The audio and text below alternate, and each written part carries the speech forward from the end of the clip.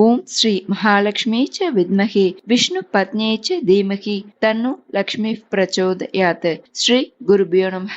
அனைவருக்கும் நமஸ்காரம். இன்று வெள்ளிக்கிழமை நாம் ஸ்ரீ வேதாந்த தேசிகர் இயற்றிய ஸ்ரீ ஸ்துதி பாராயணம் செய்யலாம். வேதாந்த தேசிகர் ஒரு பக்தனுக்காக காஞ்சிபுரம் வரதராஜ பெருமாள் கோவிலில் பெருந்தேவி தாயார் சன்னதியில் மனமுருகி ஸ்ரீ ஸ்துதியை பாடினார். அதாவது ஸ்ரீயான மகாலட்சுமியை போற்றி பாட இதை கேட்டு மனமுருகிய மகாலட்சுமி தேவி தங்கத்தை கனகதாரை போல் மழையாக பொழிந்தாள். இந்த ஸ்ரீஸ்துதி இப்போதும் திருமலையில் ஒலிக்கிறது. இந்த ஸ்ரீஸ்துதியின் மகிமையாலேயே திருமலை திருப்பதி உண்டியலில் காணிக்கை கோடிக்கணக்கில் குவிந்து கொண்டிருப்பதாக சொல்லப்படுகிறது. அதனால் மகாலட்சுமி மற்றும் பெருமாளின் மனதை உருகச் செய்யவும் வற்றாத செல்வ வளம் பெருகவும் ஸ்ரீஸ்துதியை தினமுமே பாராயணம் செய்வது உத்தமம். அல்லது செவ்வாய் வெள்ளி பண்டிகை தினங்களில் பாராயணம் செய்வதை வழக்கமாக்கிக் கொள்ளலாம். இதை இந்த நன்னாளில் பாராயணம் செய்வதால் தரித்திரம் விலகி சகல சம்பத்துகளும் ஆயுள் ஆரோக்கியம் மற்றும் ஸ்ரீ மகாலட்சுமி கட்டாட்சம் முதலியவைகளும் பெற்றிடலாம். ஸ்தோத்திரத்தை பார்க்கலாம். வேதாந்த தேசிகர் இயற்றி ஸ்ரீ ஸ்துதி.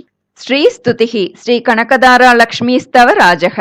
ஸ்ரீமதே ராமானுஜாய நமக. श्रीमान् वेङ्कटनाथार्यः कवितार्किककेसरी वेदान्ताचार्यवर्यो मे सन्निधत्तां सदा हृदि. मानातीतप्रतितविभवां मङ्गलं मङ्गलानां वक्षः पीठीं मधुविजयिनो भूषयन्तीं स्वकान्त्या प्रत्यक्षानुश्रविकमहिमप्रार्थिनीनां प्रजानां श्रेयो मूर्तिं श्रियमशरणस्त्वां शरण्यां प्रपद्ये. मानातीतप्रतितविभवां मङ्गलं मङ्गलानां वक्षः पीठीं मधुविजयिनो भूषयन्तीं स्वकान्त्या प्रत्यक्षानुश्रविकमहिमप्रार्थिनीनां प्रजानां श्रेयो मूर्तिं श्रियमशरणस्त्वां शरण्यां प्रपद्ये. आविर्भावः कलशजलदावद्वरे वापि यस्याः स्थानं यस्या सरसिजवनं विष्णुवक्षस्थलं वा भूमा यस्या भुवनमखिलं देवि दिव्यं पदं वा स्तोकप्रज्ञैरणवधिगुणा स्तूयसे सा कथं त्वं स्तोतव्यत्वं दिशति भवती देहिभिस्तूयमाना तामेव त्वामणितरगतिस्तोतुमाशं समानः.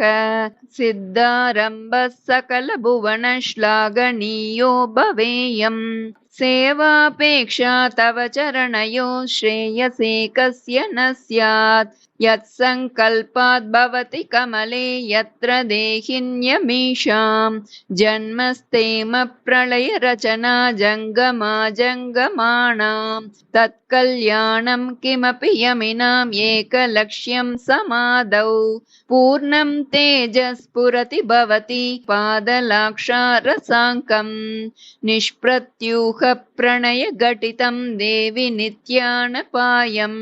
विष्णुस्त्वं चेत्यनवधिगुणं द्वन्द्वमन्योन्यलक्ष्यं शेषश्चित्तं विमलमनसा मौलयश्च श्रुतीनां सम्पद्यन्ते विहरणविधौ यस्य शय्या विशेषाः उद्देश्यत्वं जननि भजतो रुज्जितोपाधिगन्धं प्रद्यग्रूपे हविषि युवयोरेकशेषित्वयोगात् पद्मे पत्युस्तव च निगमैर्नित्यमन्विष्यमाणः नावच्छेदं भजति महिमानर्तयन्मानसं नः.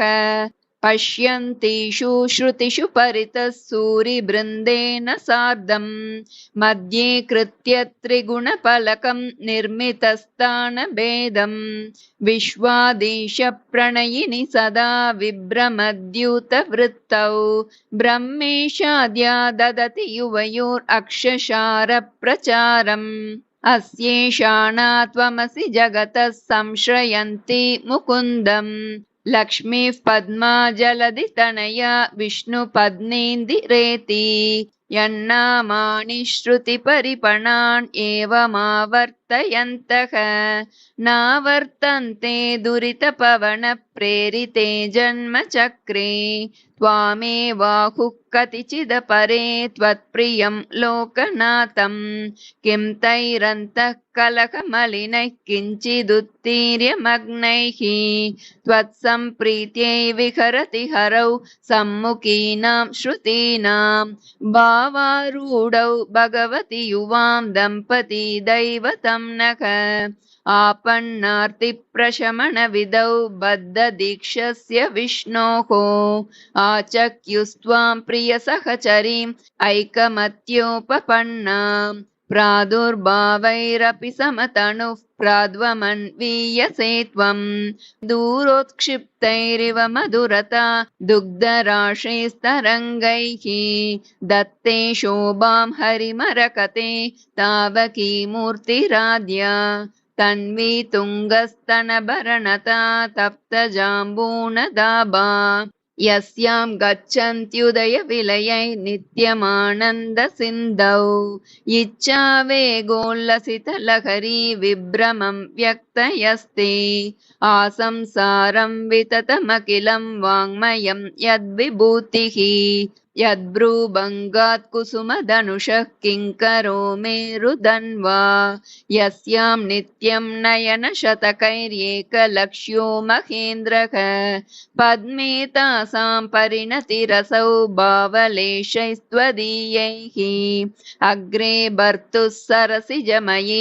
भद्रपीठे निषण्णाम् अम्बोराशेरधिगतसुधा सम्प्लवादुत्थितां त्वां पुष्पासारस्तगितभुवनैः पुष्कलावर्तकाद्यैः क्लुप्तारम्भा कनककलशैः अभ्यषिञ्चन् गजेन्द्राः आलोक्य त्वाम् अमृतसहजे विष्णुवक्षस्थलस्तां शापाक्रान्ता शरणमगमन् सावरोधा सुरेन्द्राः लब्ध्वा भूयस्त्रिभुवनमिदं लक्षितं त्वत्कटाक्षैः सर्वाकारस्थिरसमुदयां सम्पदं निर्विशन्ति आर्तत्राणव्रतिभिरमृता सारनीलाम्बुवाहैः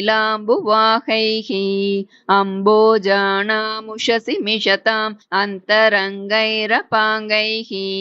यस्यां यस्यां दिशि विहरते देवि दृष्टिस्त्वदीया तस्यां तस्यामहमहमिकां तन्वते सम्पदोगाः योगारम्भत्वरितमनसो युष्मदैकान्त्ययुक्तं धर्मं प्राप्तुं प्रथममिह ये धारयन्ते धनायां तेषां भूमेर्धनपतिगृहात् अम्बरादम्बुधेर्वा दारा निर्यान्त्यधिकमधिकं वाञ्छितानां वसूनां श्रेयस्कामः कमलनिलये चित्रमाम्नाय वाचां चूडापीडं तव पदयुगं चेतसा धारयन्तः छत्रच्छाया सुभगशिरसश्चामरस्मेरपाश्वाः श्लाघाशब्दश्रवणमुदिता स्रग्विनः सञ्चरन्ति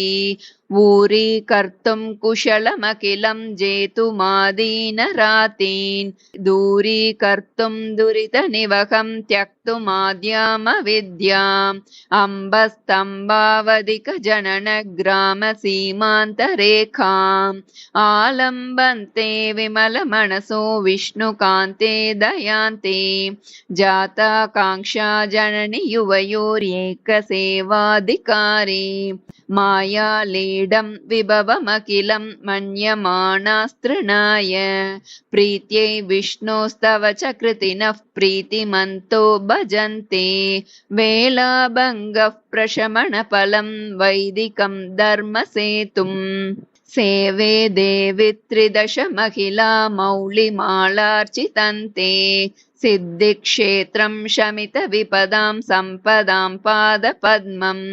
यस्मिन्निषण्णमितशिरसो यापयित्वा शरीरं वर्तिष्यन्ते वितमसि पदे वासुदेवस्य धन्याः साणुप् प्रासप्रकटितदयैः सान्द्रवात्सल्यदिग्धैः अम्बस्निग्धैरमृतलहरी लब्धसब्रह्मचर्यैः गर्मे तापत्रयविरचिते गाढतप्तं क्षणं माम् आकिञ्चन्यग्लपितमणगैरार्द्रयेतः कटाक्षैः सम्पद्यन्ते भवभयतमे बाणवस्त्वत्प्रसादात् भावा सर्वे भगवति हरौ भक्तिमुद्वेलयन्तः याचे किं त्वामहमिह यतः शीतलोदारशीला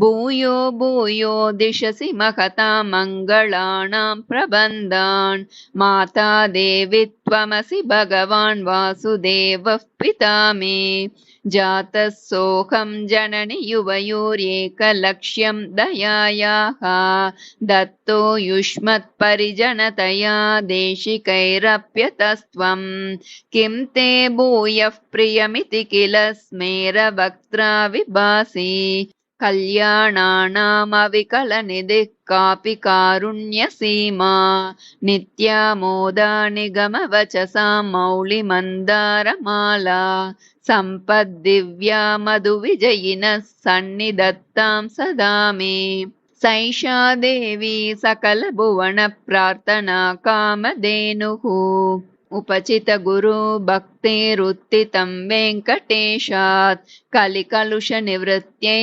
कल्पमानं प्रजानां सरसिजनिलयाया स्तोत्रम् एतत् पठन्तः सकलकुशलसीमा सार्वभौमा भवन्ति उपचित गुरुभक्तिरुत्थितं वेङ्कटेशात् कलिकलुषनिवृत्त्यै कल्पमानं प्रजानां सरसिजनिलयाया स्तोत्रम् एतत् पठन्तः सकलकुशलसीमा सार्वभौमा भवन्ति कवितार्किकसिंहाय कल्याणगुणशालिने श्रीमते वेङ्कटेशाय वेदान्तगुरवे नमः इति श्रीवेदान्तदेशिकविरचिता श्रीस्तुतिसम्पूर्णा श्रीगुरुभ्यो नमः हरिः ओम्।